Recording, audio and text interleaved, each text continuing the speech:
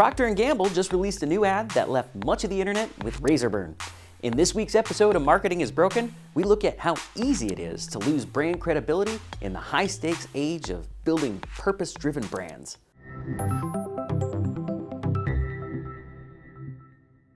Welcome to Marketing is Broken, where we stand up to toxic marketing wherever we see it, because the next generation truly does need more positive marketing role models. Let's go to this week's top story. Bullying, the Me Too movement, toxic masculinity. Is this the best a man can get? That's the lead-in line to the new Gillette ad that recently combusted into a social media firestorm just minutes after launching. While heaps of media coverage and social media conversations about the minute-and-a-half spot have caused some to herald the video as a great success, others have been far less positive in their reception. Within the trade pubs, Marketing Week's Mark Ritson summed up his thoughts when he said, "There is a special place in marketing hell for companies that not only waste their marketing budgets, but actually invest that money into things that ultimately make their situation much worse." Looking outside the marketing industry, political news outlets had a heyday on both sides.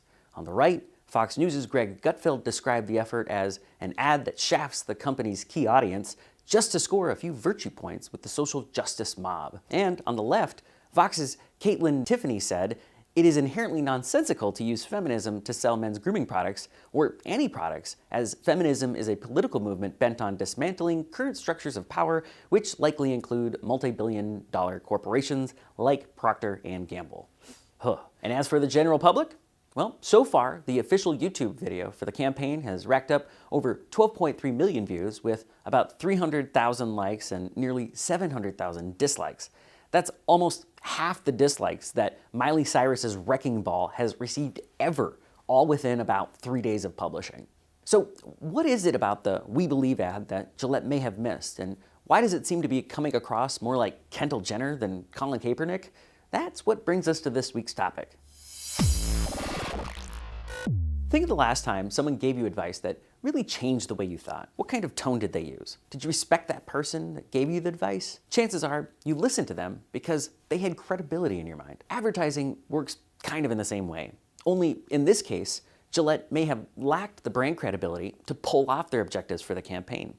Here are 3 reasons why. First, it's not generally a good idea to insult your customer when it comes to marketing. And yet, within the first 3 seconds of the ad, the concepts of bullying, the Me Too movement, and toxic masculinity ring out in Gillette's video like the Shame Nun's bell in Game of Thrones. On one hand, yes, men should absolutely acknowledge our role in gender issues and participate in finding the solutions. But if I've learned anything from visiting my family in rural Minnesota, the other side shuts down if you start off your argument with all the reasons why they're wrong. You can attract more flies with honey than you can with vinegar.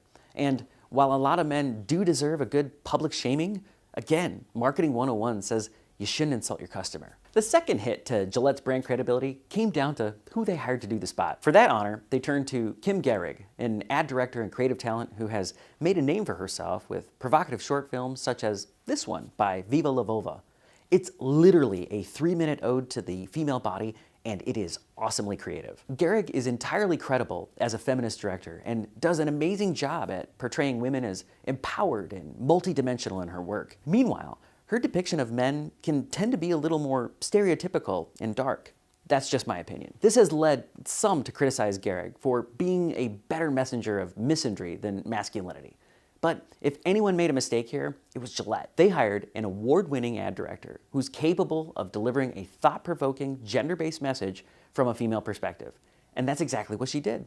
In fact, she nailed it. But in reality, given that Gillette has about half the market share of men's razors, and given that it was a commercial about men and for men, perhaps they should have went for a thought-provoking, gender-based message from a male perspective. After all, isn't the commercial about men finding better role models in other men? The third and final issue with Gillette's brand credibility has to do with Procter & Gamble's historical role in gender equality in the workplace. Advertising is an industry with a long, infamous track record of its own Me Too moments. They even made a TV show about it. It's called Mad Men. And as one of the world's biggest advertisers for decades, P&G has been a de facto financier to entire generations of Don Drapers, Roger Sterlings, and Martin Sorrells of the advertising industry. It just has me wondering, Are they really in a position to tell men that they can be doing better when it was their ad dollars that helped us get here in the first place? Ultimately, Gillette's future sales will make a case for whether the campaign was a success or not.